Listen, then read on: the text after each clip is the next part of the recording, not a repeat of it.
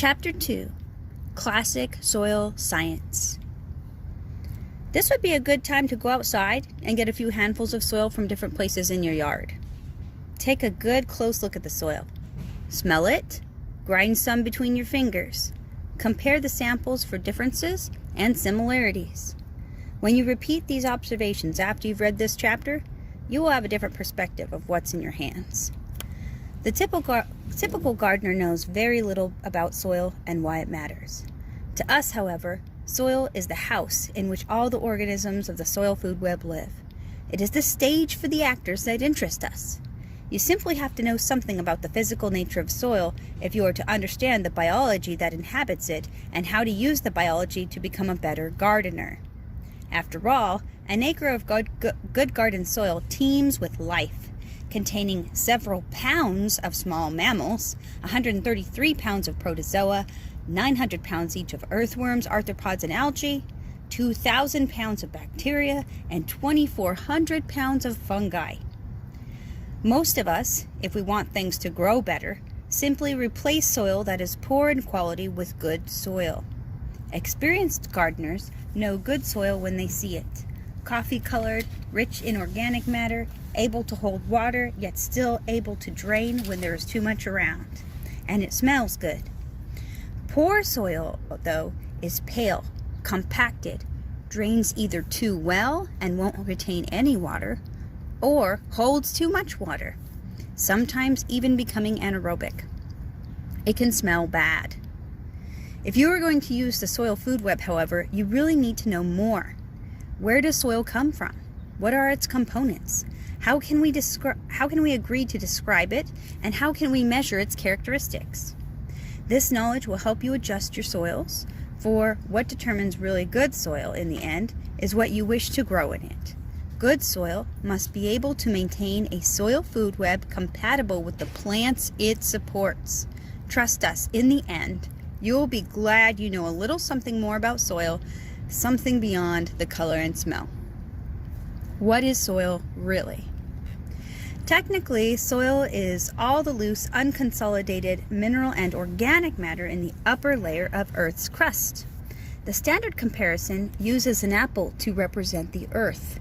Carve off approximately 75% of the skin, which represents all the water, and another 15%, which represents deserts or mountains, land too hot or too cold or too wet or too steep to be usable for growing plants. The 10% that remains represents all Earth's soil. Soils with the necessary physical, chemical, and biological properties to support plant life.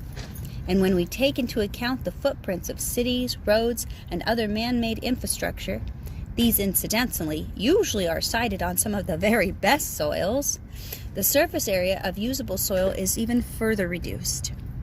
For the moment, the thing that concerns us in this tiny strip of apple skin that represents the soil, the thing that concerns us is the tiny strip of apple skin that represents the soil in our gardens and yards. How did it get there? What is it, and why does it support plant growth? Weathering. Your yard's soil is in a large part a product of weathering. Weathering is the sum impact of all the natural forces that decay rocks. These forces can be physical, chemical, or biological. To begin, the mere action of wind, rain, snow, sun, and cold, along with glacial grinding, bumps along riverbeds, scrapes against other rocks, and rolls into ocean waves and stream currents, physically breaks down rocks into tiny mineral particles and starts the process of soil formation. Water freezes in rock cracks and crevices and expands, increasing its volume by 9% and exerting a force of about 2,000 pounds per square inch as it turns to ice. Hot weather causes the surfaces of rock to expand, while the inner rock, just a millimeter away, remains cool and stable. As the outer layer pulls away, cracks form, and the surface peels off into smaller particles. Chemical weathering dissolves rock by breaking the molecular bonds that hold it together through exposure to water, oxygen, and carbon dioxide. Some materials in rocks go into solution, causing the rock to lose structural stability and making it more susceptible to physical weathering. Think of a sugar cube dropped into a cup of tea and then stirred. Fungi and bacteria also contribute to chemical weathering by producing chemicals as they decay their food. Fungi produce acids, and bacteria produce alkaline substances. Besides carbon dioxide, microbes produce ammonia and nitric acids, which act as solvents. Rock material is broken down into simpler elements. Although there are almost 90 different chemical elements in soil, only 8 constitute the majority: oxygen, silicon, aluminum, iron, magnesium, calcium, sodium, and potassium. All have an electrical charge on a molecular level. And in different combinations, these form electrically charged molecules that combine to form different minerals. Biological activity, too, causes weathering. Mosses and lichens, or more precisely the fungi in them, attach themselves to rocks and produce acids and chelating agents that dissolve little bits of rock to use as nutrients, resulting in small fissures that fill up with water. Freeze and thaw cycles further break apart the parent material, and the roots of larger plants penetrate crevices and widen them, forcing rocks apart. Organic matter. Weathering breaks rock down into mineral components of one sort or another.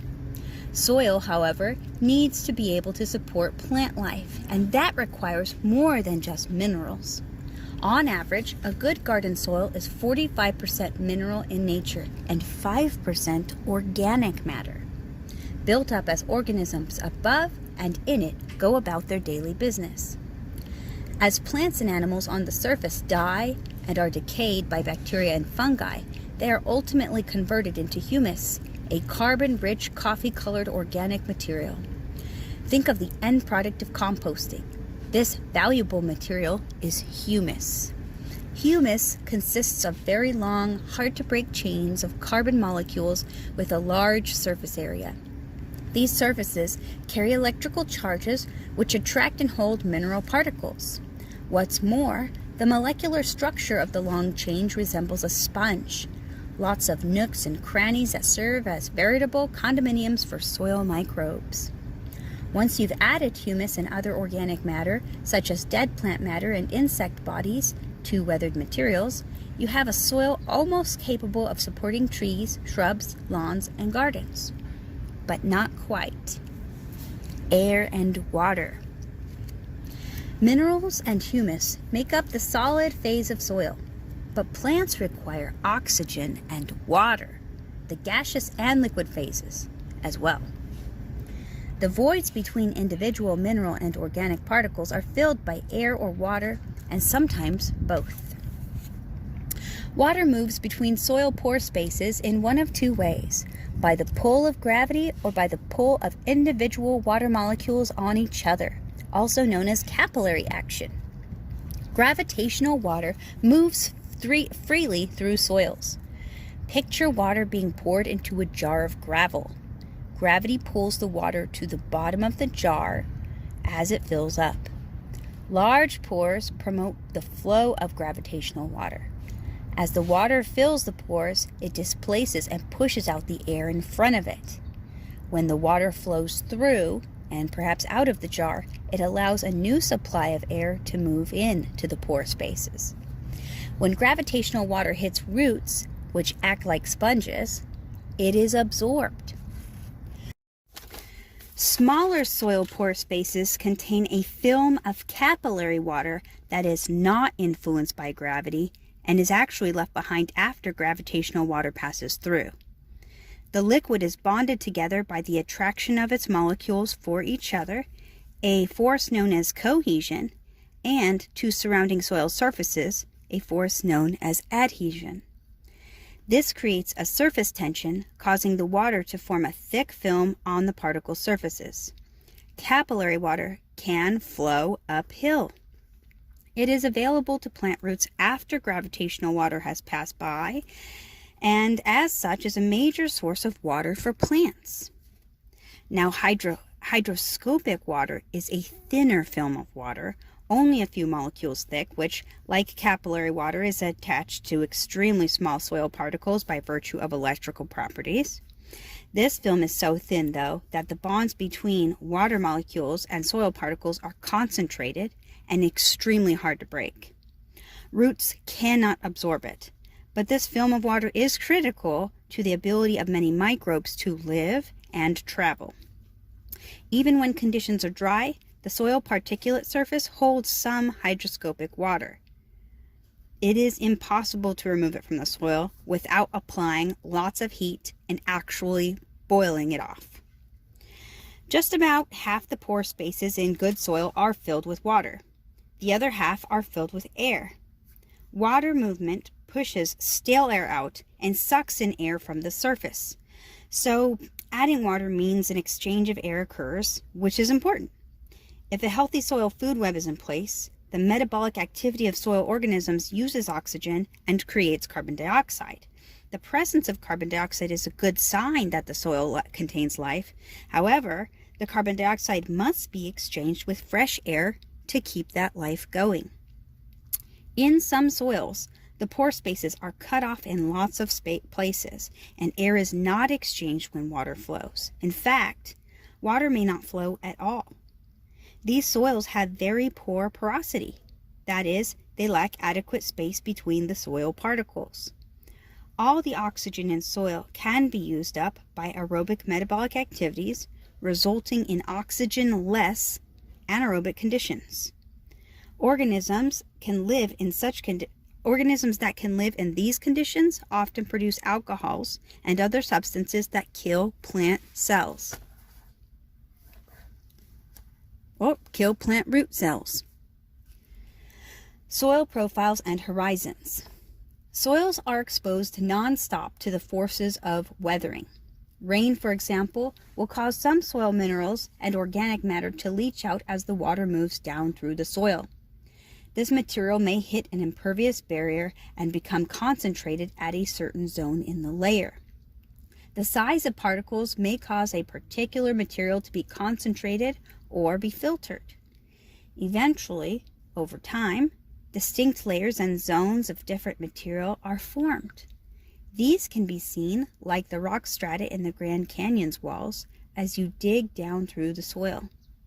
A soil profile is a map of these layers, also known as horizons. Soil scientists have attached a letter or combination of letters, and even numbers, to each horizon that appears in a typical soil profile. For the gardener, thankfully, the top horizons, the O and A, are really the only ones that count. The OI horizon contains organic material that can still be specifically identified with a bit of training that's beyond the scope of this book. This is fibric soil. The OE horizon has experienced more decay, and while the materials are identifiable as plant matter, you cannot tell which plants are involved, even with training. This is humic soil. Finally, the OA horizon is where the organic material has decomposed so much that you cannot tell its origin. It could be from plants or from animal matter. This is sapric soil. All of this is somewhat useful information if you want to know if your soils will create more decay byproducts like nitrogen, because the process that converts the soil to humus isn't complete, or if your soil has been decayed to the point where it basically just houses microbes that cause decay. The A horizon lies under the O horizon. Here, humus particles accumulate as water runs through the O horizon above and pulls organic particles downward. Water flowing through this horizon carries lots of dissolved and suspended materials. The A horizon has the highest organic matter content of any of the soil horizons and the highest biological activity. This is where the roots grow. Several other soil horizons follow, and eventually bedrock. You will need a backhoe to trench through all the horizons under your yard, something that is clearly not worth the effort. Often one or more horizons are missing, worn, or transported away by weathering forces, and just as often it is too hard to see any distinction between layers. The important thing is to make sure your gardens and yard have good soil. The proper mixture of minerals, organic matter, air, and water in the top layers in the area where plants will grow. If not, you'll have to add what you do have or replace it entirely. Soil color. Color can be an easy indicator of what is in your soil, as soil color is sometimes dependent on the soil's specific mineral and organic components. Weathering, oxidation, reduction actions of iron and manganese minerals, and the biological chemistry of the decomposition of organic matter are the primary factors influencing soil color. Organic components in soil are very strong coloring agents and produce dark soils. These can accumulate or can dissolve and coat other particles of soil with a black color. When iron is a component of soil, it rusts, and soil particles are coated with a red and yellowish tint. When manganese oxide is a major component of soil, its particles take on a purple-black hue. The presence of these colors usually indicates good drainage and aeration. Gray soils indicate a lack of organic material. They often indicate anaerobic conditions because the microbes that survive in such conditions often use the iron in the soil, rendering it colorless in the process. Similarly, magnesium is reduced to colorless compounds by other types of anaerobic soil microbes. Soil scientists use color charts to identify, compare, and describe soil conditions. For the gardener, however, color plays less of a role. For us, good soil is the color of dark coffee, again, mostly because of its organic components. Soil texture. Soil scientists describe the size of soil particles in terms of texture.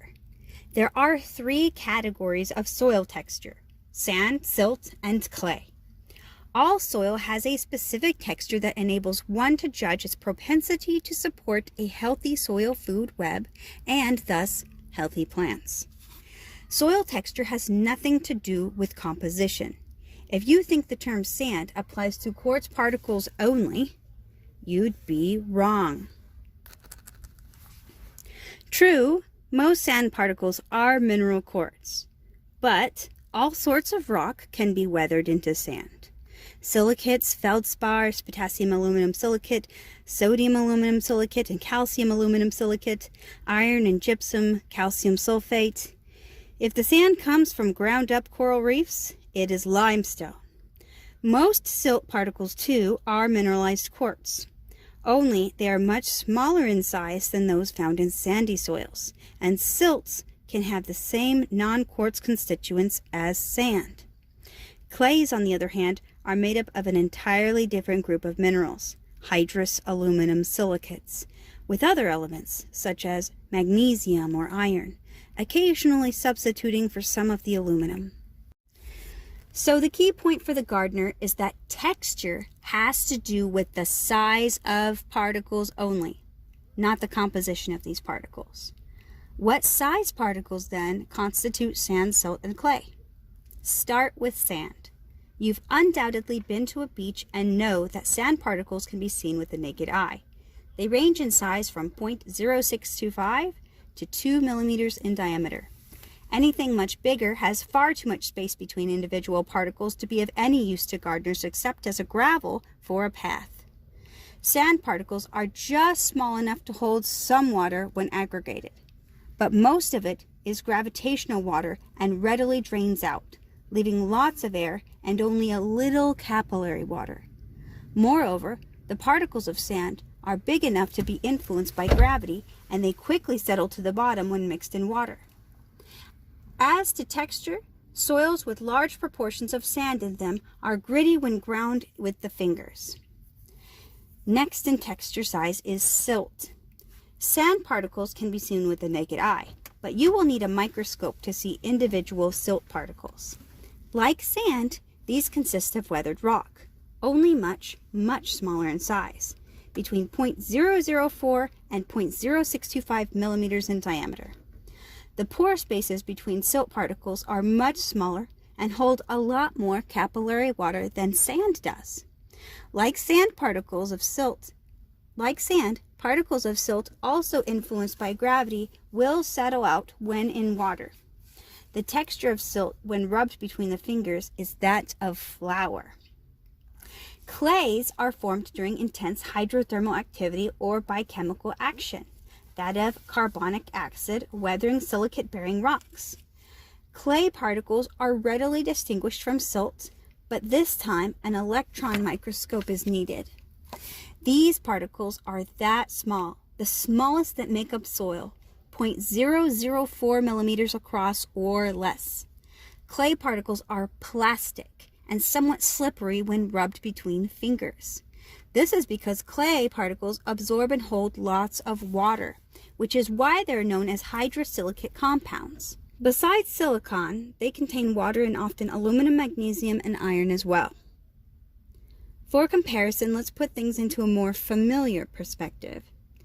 If a clay particle were the size of a marigold seed, a silt particle would be a large radish, and a sand grain would be a large garden wheelbarrow. Another way to look at soil texture is to visualize a gram of sand, spread out 1 particle deep. This would cover an area of about the size of a silver dollar. If you were to spread an equal amount of clay 1 particle thick, you would need a basketball court and some of the stands surrounding it. What difference does texture make? The size of the particles has everything to do with their surface area and the surface area of the pore spaces between individual particles. Clay has tremendous surface area compared to sand. Silt is in between. Clay has smaller pore spaces between particles, but many more pore spaces in total. So the total surface area of pore spaces in clay is greater than silt, which is also greater than sand. Incidentally, organic matter, usually in the form of humus, is comprised of very minute particles that, like clay, have lots of surface area to which plant nutrients attach, thus preventing them from leaching out. Humus also holds capillary water. All soils have different textures, but any can be put into a specific category depending on how much sand, silt, and clay grains they contain. The ideal garden soil is called loam, a mixture with relatively equal parts of sand, silt, and clay. Loam has the surface area of silt and clay to hold nutrients and water, and the pore space of sand to aid drainage and to help pull in air.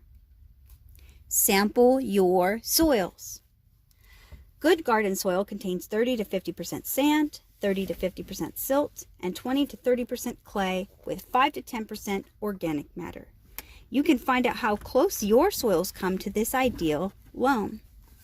All it takes is a quart jar, 2 cups of water, and a tablespoon of water softener such as Calgon liquid. You'll also need some soil from the top 12 inches of the areas you want tested, be it your vegetable garden, flower bed, or lawn. Mix each soil sample with 2 cups of water and a tablespoon of water softener. Put it in the jar, close the lid, and shake vigorously so that all the particles become suspended in the water. Then put the jar down and let things settle. After a couple minutes, any sand particles in your soil will have settled out. It takes a few hours for the smallest silt particles to settle on top of this sand. Much of the smallest clay-sized particles will actually stay in suspension for up to a day. Organics in the soil will float on top and remain there for an even longer period. Wait 24 hours and then measure the thickness of each of the layers with a ruler. To determine the percentages of each, divide the depth or thickness of each layer by the total depth of all 3 layers and then multiply the answer by 100. Once you know what percentages of each material are in your soil, you can begin to physically change it if need be. How to do this is discussed in the second half of the book. Soil structure. Individual particulate size, or texture, is obviously an important characteristic of soils, but so is the actual shape these particles take when grouped together. This shape, or soil structure, depends on both the soil's physical and chemical properties. Factors that influence soil structure are particle orientation, amount of clay and humus, shrinking and swelling due to weather, which is wetting and drying, as well as freezing and thawing, root forces, biological influences, which include worms and small animals, and human activity. Soil structure types, or PEDs, fall into several distinct categories. When you look at your garden soils, you don't see individual particles, but rather aggregates of these particles. The soil biology, or the biology in the soil, produces glues that bind the individual soil particles into aggregates.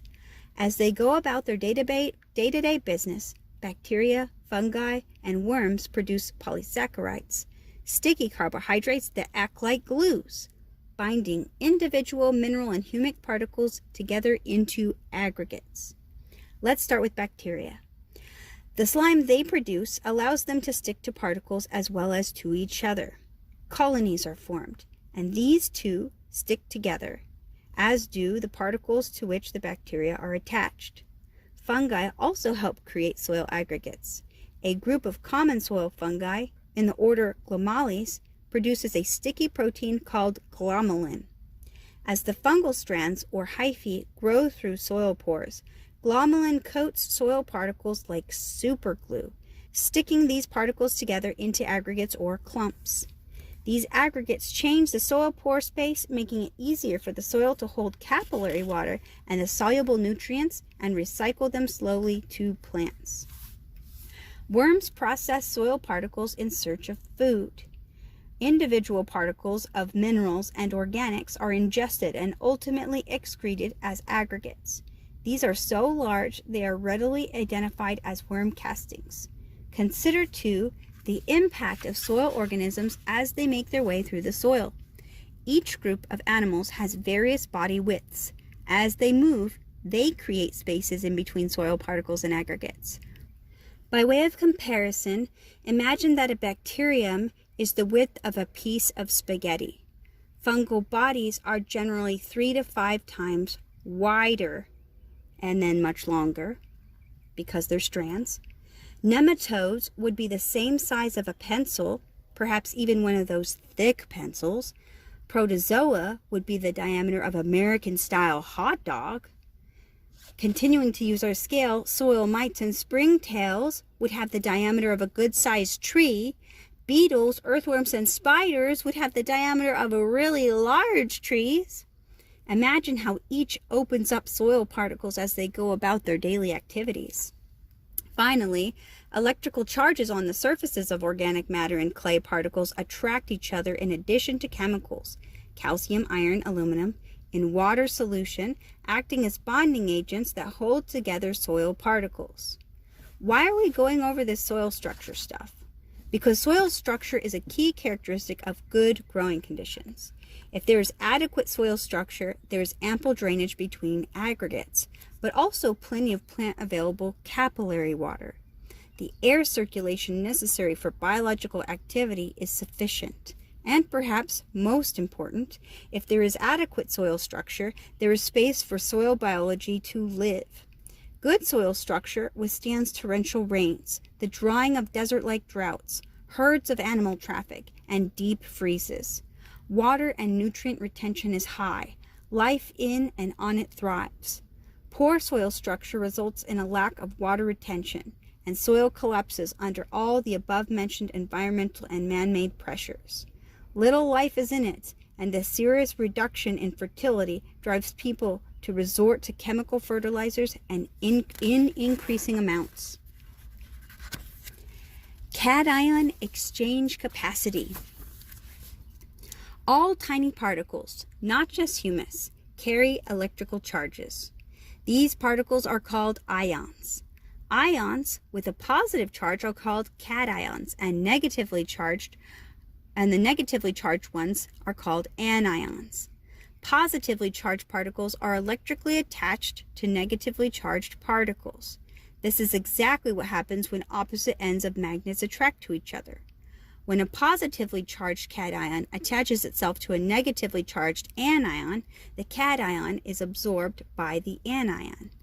Even microorganisms in the soil are small enough to carry and be influenced by electrical charges. Sand particles are too large to carry electrical charges, but both clay and humus particles are small enough to have lots of negatively charged anions that attract positively charged cations. The cations that are absorbed by clay and humus include calcium, potassium, sodium, magnesium, iron, ammonium, and hydrogen. These are all major plant nutrients, and they are held in the soil by two components of good soil. The attraction of these cations to the clay and humus particles is so strong that when a solution containing them comes into contact, the attraction is satiated and only about 1% of the cation nutrients remains in solution. There are anions in soil as well. These include chloride, nitrate, sulfate, and phosphate, all plant nutrients.